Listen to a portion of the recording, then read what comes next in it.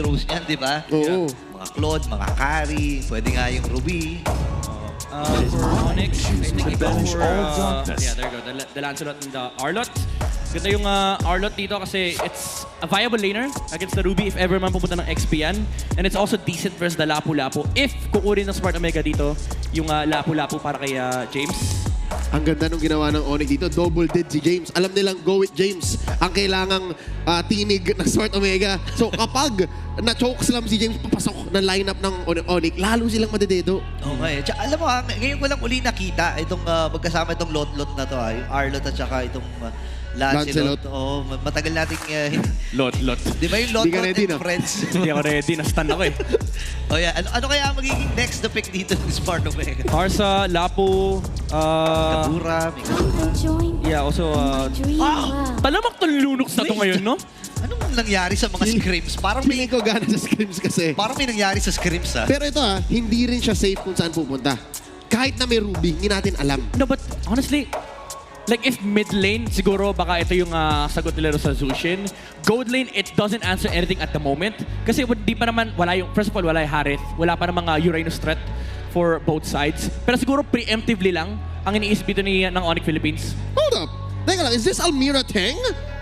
Is this her? Oo, siya.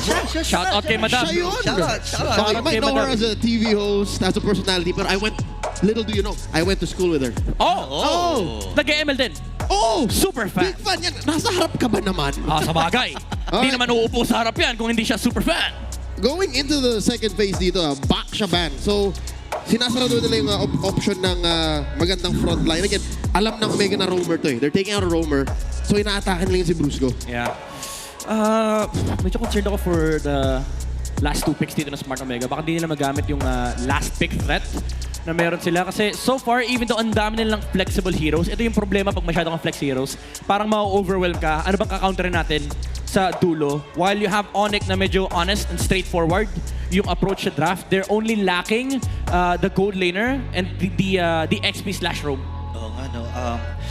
Ano ba mga magiging next na option dito? Kasi tago pa rin naman ang mga XP lane. Hindi pa natin sure, di ba? Oh, the fan siya eh. Oo. I bet she's letting everyone know what's going on right now. Yeah. Nag-update yan. May pa finger heart pa. Oh, at Almira Teng, follower. Yeah. At Purito Cas din, PH. At Purito Cas, PH. Tamo, gatot. So, tama lang na binablock pa nila yung mga rumors kasi hindi ako sure nga talaga kung saan pupunta to Yeah. Ruby. Wala ka idea eh. Actually, may threat pa nga ng Hylos eh. Oo. For both sides For both sides. I do like Hylos on both sides.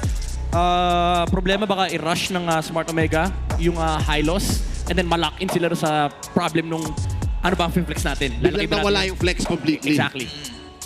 Okay. Basically, biglang preno. Delikado yun. Medyo kailangan ultra perfect pa. Kailangan ultra perfect yung Red 4 ng Omega. Oh my goodness! Wow! Good read! Mula sa Onyx. Pero parang okay na rin. Kasi basically, ginaid ni Coach Wynat yung Omega na huwag kayong sasalubsob. Yes. And also, even though naka-Zushin sila, again, hindi kasi nila makuwi. May chance na makakunin na Smart Omega yung Hylos Red 4. Now, yung Red 4 dito ng Smart Omega, medyo nag-disappear yung ultra perfect pick kasi nawala yung Hylos. What you can do here is pick up the gold laner if you want. But instead, go for the Esmeralda. Wow. Hindi pa natin alam kung gold lane yung Lunox or mid lane. Oo. Pero itong Esmeralda parang dinictate na, no? Na Fix na yan, XP lane na siya. So ano ang mga magiging option? May Chow ba na option? Ay, hindi. May Ruby. Mahirap.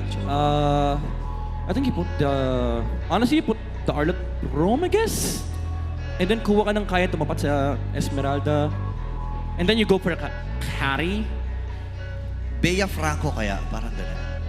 Pwede. Okay. Kasi recently lumalabas na rin naman yung mga Franco. Preferably carry or... Oh, okay. Claude. Claude ang pinili. Interesting. Oh. It's the answer against the Ruby. And hindi sila takot doon sa Lunox yet. Yeah. Kasi kailangan pa mag-farm ng Lunox. Yeah, tsaka kailangan nila ng brawl for Smart Omega. Wow! Wow! Teka lang wait lang, saan pupunta tong Hellcurt na to? Ito ba yung legendary Rome Hellcurt? Pwede. Pero hindi sila nagpapalit Wait lang, wala silang gold lane dito. Wait lang. Hindi sila nagpapalit. Nakakay-nets yung Hellcurt. Coach Snap, Coach Lembot, ano to? Wow, saan nyo nakita to? Kakaiba, men. Intergalactic Scream ba? Para, Wait lang. kung wala yung Ruby, it would make more sense. Pero, handa ba yung draft index natin para i-calculate? Sobrang taas ng reading. To be fair, itong lineup ng Smart Omega is all death ball. Kapag nakakuha sila ng early momentum, ang lakas ng threat ng YSS Hellcurt, for one reason only, may vision sila at wala kayong vision. And technically, hindi kailangan umuwi ni Netsuki. Hindi. Dahil sa bagong passive ni Hellcurt in that recent revision. Ladies and gentlemen, welcome to game number 1, ang huling laban ng gabing ito. Week 4, day 1 between Onyx PH and Smart Omega. Konting, Ayan, nagpadilim si Hellcurt. in celebration of Hellcurt. Yan, hello. Ayan.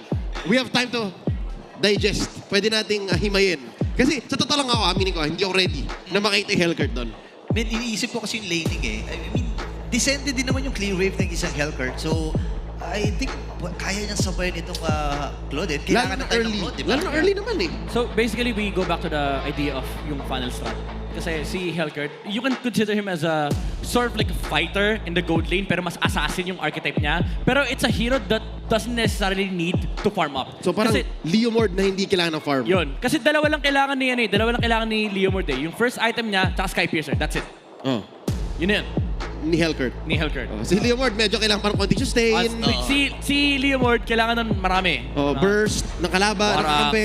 Strike, Maleficor. Yep. Si Hellcurt, men, ang trabaho niya, dagdagan yung numero sa Sky Piercer. Yun lang. So para siyang Granger na mas mabilis pag-online. Yes. At siya ay assassin archetype. Okay, so may fundamental approach naman pala. It makes sense if you try to understand. Pero ngayon lang kasi natin nakita eh. Yun nga eh. Ang masakit lang dito, no? Nakaka-counter siya ng Wind of Nature. Pero kasi, kailan ba bibili ng Wind of Nature yung Claude? Oo, saan biglang may 2,000 gold yung kalaban? Fourth pa yun eh. Mga fourth item pa mostly binubuo yun eh. Laki ng hindi ni Almira. I bet she's waiting to see what happens with this gold lane Hellcurt. Yeah, isa siyang Hellcurt fan. Ako, di po ako Hellcurt fan. Aaminin ko na, as a Lancelot user, hindi masaya maglaro ng Lancelot kapag may Hellcurt. Imagine mo, men, magti-team fight, nag-dash in ka na, Puncture, tapos nag-Dark Knight Falls. Hahanapin mo pa. Saan ako magda-dash? Nets, bakit? Oo. Ano ba problema mo sa akin? Ganun yung mararamdaman mo eh. Yun nga eh. Actually, hindi ka rin pwede mag-ano eh, di ba? Tawag dito yung magpan ng camera. Wala kang magagawa. Wala. Kadiliman lang. Kadiliman lang. Oh, pag sinubukan mo magpan, same lang yung makikita mo. Dilim. Okay, here we go. Tuloy na po ang laban. Can confirm, hindi po mispick yung Hellcurt. Legit po yan. Tuloy ang laban. Matindi to and medyo hanggang ngayon hindi pa rin ako nakaka-move on eh. Dun sa last pick na Hellcurt yun. Pero maaga din naman ang solusyon na ginawa nila dun sa may bandang gitna. At mapapauwi itong si Haji. Medyo interested ako sa rotation ng Smart Omega. I would have expected the Hellcurt to actually leash the YSS, pero unfortunately, si Ryzen kinailangan niya mag-start on the orange side. Aray! Bukalati kagad! Oh! Oh my goodness! Napakakate at napakasakit na deadly poison stinger. Deadly stinger na pala. Sakit! Max tax yun. Nabigla doon ng gold standard. Ladies and gentlemen, magandang regalo to. Early Christmas gift. Bumili na kayo ng tickets. We have a sale going on. Maagang papasok mula sa MPL. So this is the gold lane story. Ganyan lang gagawin Nets. Yeah. Mga asar lang siya. In, out, in, out. Hop! Wait lang, lalabanan ata siya ni Kelro dito. Sabi niya, sige, hindi ako nakikipagbiruan. Pero nakuha niya yung gold crab doon. Yan yung pag nakuha yung crab ng Claude, bende. Uh-oh! Oo, wait lang, Flicker. Maaga atang na-burst. Na-burn, rather. Mula dito kay Haji.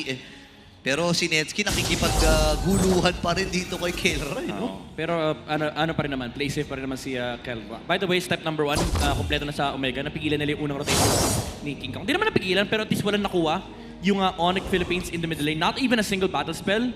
So, kailangan na lang i-address dito yung gold lane naman. Aray ko po, napakahapdi. At yun, nakuha pa rin naman ni Kelra yung gold. Yep. Pero Actually, magsisimula na. Never mind, napag-flicker pala siya. Okay, magsisimula na yung pabong, ha? Tuloy lang to. I think unless may magkamali. Super Yoshi, makakuha lang isa. Mang shocker mula kay Ryzen. May barko ba yan, ha? Okay, atras mula, Super Prince. Pinipwestuhan lamang yung mga miyembro ng Smart Omega at hindi na makakalapit. Patutulo sa punong Pagong na laban, pero tumama din yung Mountain Shocker. Habang pasok na, si Tsukuyoshi, Falling Storm naman para kay James. Habang isa yung Super Prince, buti nilang sarado at naharangan. Ngayon naman si James nagamit yung kanyang Purifier. At doon yung Final Slash para kompletuhin yung naging play. And si Kiko nakakuha noon. Lane per lane mukhang kaya ng Omega, pero pag nagsama-sama ang Super Fam, nagbabago. Oh, Nets! Ay, naku po naman mga ata! Kailangan matrasin na dito, baba na kanyang buhay, pero mabubuhay at makakaligtas pa rin doon sa plano ni Kelra. Unang sagupaan pa lang doon ng mga gold laners natin, ha? Yeah, I'm not a big fan of how Omega played this early game. They could have put the YSS onto the gold lane, similar to kung ano ginagawa ng Aurora. Haji daw in the middle lane. Okay, wala pa siyang flicker eh. Alam kasi ito ng Onyx Philippines at nagamit na rin yung Brilliance. Kailangan madaliin ang Smart Omega yung gandang klaseng lineup, ha? Yeah, ang laki ng problema nila ngayon. Naka-tempo ang Onyx Philippines and nagsisimula lahat sa may middle lane and King Kong always moving towards that area, threatening a kill in the middle lane. That just puts a lot of space para kay Kelra kasi hindi magamit ang Smart Omega ngayon yung Hellcurt nila. And so far, nananalo naman si Netsky when it comes to the 1v1. Pero hindi lang nila ma-take advantage. They can't turn it into other objectives. And nakikita ko mukhang nagawa na ng Onyx yung isa nilang keys to victory. Na-delay nila yung farm ni Ryzen. Sobrang baba ni Ryzen sa gold leaderboard. Yeah. Dahil they're forcing him to make hard decisions. Yeah, nag-contest siya ng Turtle, effectively wasting 40 seconds kasi nakikipag-sayawan sila sa Onyx Philippines. Unfortunately, napigilan sila ni Ryota and na-maximize. Honestly, yung Arlot dito, yung control na meron yung Onyx Philippines, even though medyo makunat yung Esmeralda, wala kasi silang paki. Ang dami nilang displacement. Yung Earthen Rampart, yung Final Slash mula kay Ryota, and again, wala rin kanina yung Dark Knight Falls. Kaya so far since hindi pa ready si Haji, malinaw yun, wag na siguro yung contest ng Omega to. There's another turtle spawning sa may ibaba. Malayo ang dalawang kupunan. Siguro dapat focus na lang Omega. Mountain Shocker, makikita ko nasaan. So these two teams still making rotations. Purple muna kinuha ni King Kong. Si Netsky at si Kelra hindi na gumalaw Oo nga eh, papakiramdaman lang talaga yan eh. May BMI kasi na pwede gamitin ito si Kelra para ipan-check dun sa mga bush. Ngayon nagsisimula na yung ikalawang pagong. Si Buruso at si Ryota ay nakatago din. Meron siyang final slash kailan niya gagamitin. Super Yoshi na una na para sa setup pero nagdirmaan yung final slash. Nagpadali na with Dark Knight Falls. Kailangan ba ito Super Yoshi pero nandun yung pattern execution. Brilliance ay nagamit din. Hahabulin para si Haji at nakadalawa na ang Sigma Juggler na si King Kong. Ngayon ay nakakuha din ng isang kill itong si Ryota off-cam kill para dito kay Atoy. Ngayon naman, makikipagsabay 2v1 James. Pero si Netsky kailangan ng umatras ngayon. Paano naman ulit dito kay James? Atras muna ito si King Kong at sisimulan na rin na kunin at i-steal ata itong purple buff. Paano pipigilan ng Omega tong steal? Ay, naku po! King Kong! Nabuhay pa, nagamit yung Phantom Execution. Actually, nakapag-rentry siya doon. Pwedeng i-delay ito ng Onyx Philippines. Habang sa may bandang itaas pre, si Kera tinatrabaho lang. Lahat kinuha na ng Super Fam. Ayaw nilang bitawan tong pagong. Makuha na rin Torres sa taas. Reset. Oh my God! Naku, yung Rampart na reset! Bad, nakaka-bad trip to yan. Bottom si Yoshigeno kay Brusco. Ayun na, hinatak na. Brusco buhay pa rin ata. Balik charge! And then yun yung final slash. Ngayon naman ay hahawal pa si King Kong. Habol na niya si Ryzen. Ito makakatakas pa. Kung sino yung nagamit na rin dito yung Super Yoshi. Habang si James, pumapronto na naman din. Baba na buhay dito ni King Kong. Kailangan niya matal Falling Storm. Netsky! Pero nandun si Netsky nagamit Dark Falls. Pero sasalubin ni Kera with that blazing duets. Pero nabuhay pa ito. Mabubuhay pa rather. Ito si Netsky. Hahabulin pa sana yung Super Friends. Pero hindi pa sapat yung kanilang damage doon. Napakahaba ng mga team fights ha. Gold Lane Assassin. Nahanap ni Netsky si King Kong pero wala pa rin silang nakuha in exchange na objective. Walang conversion. Yun nga eh. Pero ang pinili ni Ryzen dito mag-farm, which is gonna improve their economy just a bit. Ang problema nila is nagkaka-farm din naman si Kelra on the Claude. So far, ito ang pinakaunang Hellcurt in gold in the franchise era. Kaya tama yung level of surprise namin dito. Hindi kami OA. Hellcurt was last used by Andoryu noong season 15. So last season lamang. Pero jungle yun. Jungle yun eh. Iba to eh. Iba talaga pag Omega, men. Iba ka Nets. Pag Omega talaga, hindi ka sure. Kahit ano. Ito yung kala mo, nakita mo ng lahat. Okay, ngayon nakikita din natin itong si Kera ay uuwi na muna kasi may nararamdaman siyang umaalig-aligid sa kanyang ipis. Pero ngayon, Pagong ay hahatakin na muna ni King Kong. Yung Pagong na number 2 pa rin. Number 2 pa rin yan, pangalawa pa rin. Grabe, ngayon ko lang nakita naglaban yung Unggoy, yung Pagong, yung Ipis. Oh! Siklot kasi yung Unggoy yan eh. Ito kasama-sama na ata. Phantom Execution! Tunaw kagad itong si James. courtesy of Kelra. Pero BMI gagamitin niya. Nandun yung combo mula dito kay Netsky. Nakuha ng kill si Ryzen. Habol po sila. Si Apoy Ara, baba ng buhay. Si Brusco as well. Nangangalahante pero si King Kong ay kukunin na ng mabilisan itong pagong. Men, hindi lang naamoy ni Kelra yung AP sa taas. Ginamit pa niya. Sabi niya, nandito yung Hellcurt. Pumunta siya sa Turtle. And lumaban yung Onyx 5v4. Very clear advantage. Good read sa kanila. By the way, wala silang info. Wala. Nung time na yun, pakiramdaman lang. Hirap nito. Again, nakabawi naman kahit paano itong si Netsky. At makakapag-react din naman doon sa may bandang ginasya doon si Kelra. Pero magandang tingnan dito, naka-glowing one na rin actually itong si Super Prince para at least kahit paano mapigilan yung sustain and power dito ni James. Gusto ko yung ginagawa ni Netsky dito. You'll see in the item check, hindi siya bumuo ng Skypiercer. Ginawa niya yung conservative build. Ayaw niya maging greedy. So instead, he went Heptasis, Halberd. Oo. Ang problema kasi kapag hindi niya na-burst yung Cloud, kapag Blazing Duet, medyo may babalik na buhay ng konti. So kailangan niya matanggal din yun from the Cloud. Let's Boom! Ayan na, inabutan na ha. Ngayon, Netsky, kailangan matras, kailangan man yung buhay. Pero sasalubungin siya ni Super Yoshi. Ngayon, nandun yung final slash with the flicker. Kailangan matras si Netsky dito, mapapatid na kagad si Raja. Pero tatawiran pa ni King Kong at Sigma Jumper na. Kuha na rin ang kill. Same with Super Prince. Si Pato na po sa mananalasan ng Onyx Philippines dito. Ngayon, nagamit na rin yung brilliance. Abot na patas yan, yung flicker na force na rin. Pero buhipat, meron pa mga videos dito ang Onyx Philippines. James, sumasalubong na rin. Apat na miyembro from Onyx. Aatras na at si Super Prince lang ang namatay. napasama yung I'm offended ni Yoshi. Tama ba? Nahila niya si Ryota, pero ang sagot ni Ryota, final slash. Oo, with the flicker. Naabot na yung nasa likod ng Omega na close yung distance and libreng team fight for Onyx Philippines. Nag-enjoy pa si King Kong kasi unfortunately for Smart Omega, lumabas yung minion wave nila. So ang daming dadasyan, ang daming tinahi ni King Kong on the Lancelot. And technically, meron isa pang lot. So dalawa silang dash lang ng dash. Yes. Ang hirap nun huntingin ng mga miyembro ng Smart Omega. Let's see that again. Yun nga, pumasok si Ryzen yung nadali. Saktong-sakto pagka final slash flicker, siguro tinignan ni King Kong yung timer. Oy, may minion wave na palabas. Dire-diretso yung lakad niya eh. Yun nga naabutan niya pa doon. Unfortunately, itong si Haji.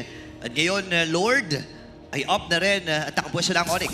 Ito yung super basic for Onyx Philippines. Ngayon na-cover nila yung mga bush dito sa Lord Pit. Alam nila nasa kabilang side yung Hellcurt. This is something that they can actually always assume. Kapag wala sa bush dito yung Hellcurt, kasi for sure tatalong kagad din eh. Pag nawala sila sa pwesto. So pwede mong i-assume na nasa kabila kagad si Netsky. Mukhang sagot ng Smart Omega ay King Kong? contest. Wait lang, uy! Okay, final shots nagamit kasabay ng bangka pero nandun yung ultimate. And this time nagamit yung brilliant. Pasok! Then itong si Netsky nakakuha na ng kill. Si Bruce ko nakuha at napitas. Ngayon si Ryota ay mamamaalam din. Habit din itong si Netsky. Hindi pa tapos ang mananasan dito ng Philippines. Kailangan matras. Dito ng Smart Omega. Oh! Nakakuha pa! Nagkatahi-tahi na naman itong si King Kong. Pero mabubuhay si James with a sliver of HP. Haji as well. At tatlo ang natunaw mula sa Omega. Mukhang kahit anong gawin ng Smart Omega, hindi nila kaya manalo ng harapang teamfight sa Onyx. Yeah. Ganda sana ng pwesto ni Netsky kanina. Kaso ang problema, hindi nila magamit kasi nauna yung entry ng Onyx Philippines. Super Friends, Brusco, and Ryota. Ito yung signature ng Onyx men eh. Yung basta makita nila pwede na yan. Walang hesitation. Nauna sila, hindi makakuha ng pick-off si Netsky. And it allowed Kelra to just free hit from the backline. At ang masakit doon, faint lang pala yung Blazing Duet. Pinang-una niya, pinang-initiate niya para mag-scramble lalo yung Omega. Tsaka pinang-movement speed niya. Oo nga pala, may movement video. Oh, wait lang, si Super Yoshi ata may ipit. Pero makataka siya, bibili yung Super Prince. Doon yung combo mula sa Onyx. At ang pamilya ay nakapitasan ng isa. 4v5 ang magiging laban. At sumabog na rin yung aura doon. Pero sa may bandang itaas ay nakakuha na rin sila ng kill. Holy Shield, dito sa may top ay puputok na rin. Kailangan na mag-ingat may flicker final slash. Mukhang lalong nagsishinig ang mapa ng Smart Omega, hindi nila mapagana. Ayan na yung final slash. Meron na buhay si Ryzen. Netsky naman ngayon ay kailangan na gamitin yung Dark Egg Falls. Ngayon ay mamamaalam itong si Ryota sa kamay ni Haji. Hindi pa tapos ata ang pananalasa. At hindi pa tapos ang pagsugod dito ng Onyx. At sa kanila ng mga normal hits ni Kelra. Pero nabasag lamang ay Torres sa may bandang gitna at makakadepensa na ng tuluyan dito ang barangay. Nakakuha man ng kill dito yung Smart Omega. Hindi sila ganun kasaya kasi tumumba yung middle lane and na-force din yung battle spell ni Haji rito. So all in all, even though nakakuha ng kill ng Smart Omega, it's fine for Onyx Philippines kasi again, you're under the assumption na habang tumatagal yung game, lalong sumasaya at lalong lumalakas yung Claude ni Kelra. Ayaw niya mag-Wind of Nature, men. Ayaw. Gusto niya mag-Brute Force. Brute Force ba to? Pa-brute force. brute force na, di ba? Oo. Grabe si And Kelra. pwede pa naman siya bumuo na isa pa eh. Gusto mo Queen's Wings, para masaya. Bibigyan nila si James. Wait lang. Pumasok sa bush. Okay. Aray! Aray ko po, napakasakit naman ng tornos na yun. Lampas kalahati. Sakit. naramdaman ni Haji, tumago sa balat niya, pre. Naka-heal pa yun, ha? Nag-heal pa yun mula doon sa ano niya. Spell bomb pa yun. Oo, yung spell bomb niya. Sa light 2. Sakit ng Tornus, man. Tornus. Full stack. Full stack Warak. May lalo sasakit yan. Ngayon, halos pa lock item na. Available na Malefic Roar para dito kay King Ko, pre. Pero ang masakit doon, wala pang Blade of Despair yun. Wala pa. Oo. Paano kung, di naging 1-8 na lang yung buhay ni Haji? Kung trip niya ibenta yung Fury Hammer, tapos gawin niyang BOD, pwede. Kayang-kaya niyang one-hitin yung mga malalambot na hero sa side ng Smart Omega. At saka yung mahirap yun, wala naman totoo makunat dyan eh. Yeah. Oo nga, Actually, kasi puro fighter yan eh. Oo, sobrang walang makulat dito sa Smart Omega kasi medyo hybrid yung heroes nila no, na kailangan nila mag-deal ng damage in some form, some way or another. Ang nakakatawa dito sa Onyx Philippines, hindi ganun kataas yung priority nung si Halbert. Kasi okay na yung glowing one para sa kanila, nakafocus sila dito sa ibang members, yung survivability din ng players ng Onyx Philippines. Okay, hindi ata makalapit dito ang Smart Omega. Si James lang ang nagsisilbing ilaw nila. Pero si King Kong ay malaya nang kukunin yung Lord. Pero sabi ni Super Prince, kuha kaya tayo ng isa. Nagamit niya yung beacon pero atras na muna ng Smart Omega at rirespetuhin muna ng Onyx Philippines yung kakayahan ng barangay. Buti na lang medyo lumayo agad si James kasi pwede siya mabigyan doon. Oo. Libre yun. Kasi yung skill, yung ult ni Prince, ang liit na bagay nun. Yeah, within 2 seconds kaya iangat nun eh. Tapos sa soft commitment lang, baba ng cooldown. So talagang ito yung identity ng Onyx Philippines. Yung after ng Lord, ang bilis nila maghanap ng teamfight kasi sobrang committed ng kanilang mga players. Now for Smart Omega, medyo mahirap depensahan tong Lord na to. Even though they have the kit, meron silang pampadilim, meron silang vision din from the Mountain Shocker.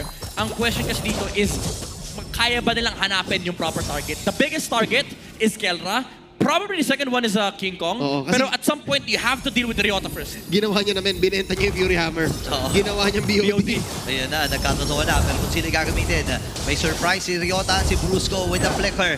Ngayon si James, isasalubungin na nila.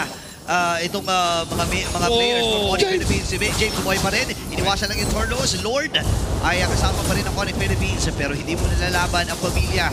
Parang gusto ata nila antayin yung wave dun sa may bandang ibaba. Pero sabi ni James, sige, labanan ko kaya kayo lahat. Malinis sa pagdepensa. Onyx PH, keeping up the pressure ha. Okay, binitbit si James dito at may wall na isi-set dito si Brusco ngayon. May mga minions pa, tuloy-tuloy lamang ang pag-wave dito ng Smart Omega. Pero unti-unti nababawasan yung base. Ngayon naman papasok at set up na si Yoshi pero sapat ba yung kanilang damage? Parang hindi yata kailangan patrasin ni Ryota. Si James kalati ni kanyang buhay. Ito yung Solus, napakahapde! Ando na yung mga ultimates. At this time ay ready na ata Onyx Philippines na lumilis pero wala silang mga minions. Buhay sumo ni Yoshi. Si Ryota ang baba ng kanyang buhay. Ngayon nagamit din yung Freelance para dito kay Haji. Next round, may wave na sila nakasama. Pero pang-target after na si Kera. BMI, may nagamit niya rin. Ngayon makikipagsama na base ang magiging target ng Onyx Philippines para kunin ang Game 1. Walang Lord, walang minions, walang problema. Onyx PH still finishes the